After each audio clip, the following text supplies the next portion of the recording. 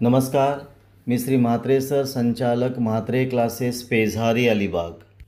आज आपला टॉपिक आहे स्टेट फंक्शन आणि पाथ फंक्शन काय आहेत.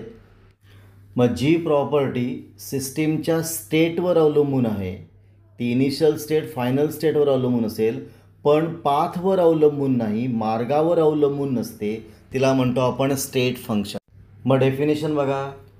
The property which depends on कोणावर, state of system and independent of path followed to attain it is called as state function.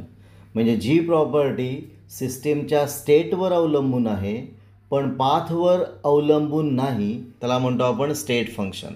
मग state फंक्शनची एक्झाम्पल काय आहे, तर temperature, pressure, density, volume, Gibbs free energy, enthalpy, internal energy आणि entropy.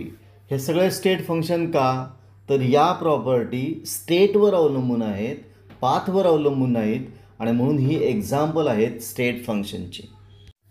आता आहे path function. मग जी property पाथवर अवलंबून असते त्याला म्हणतो आपण पाथ फंक्शन. मग डेफिनेशन कशी असेल बा, the property of system which depends on path are called as path function.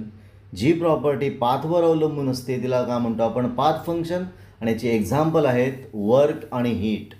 मग वर्क आणि हीट का बोला, पाथ फंक्शन आहेत. इथे आपला पॉईंट संपलेला आहे. तुम्हाला हा व्हिडिओ कसा वाटला, चांगला वाटला असेल, आवडला असेल तर शेअर करा, सबस्क्राईब करा.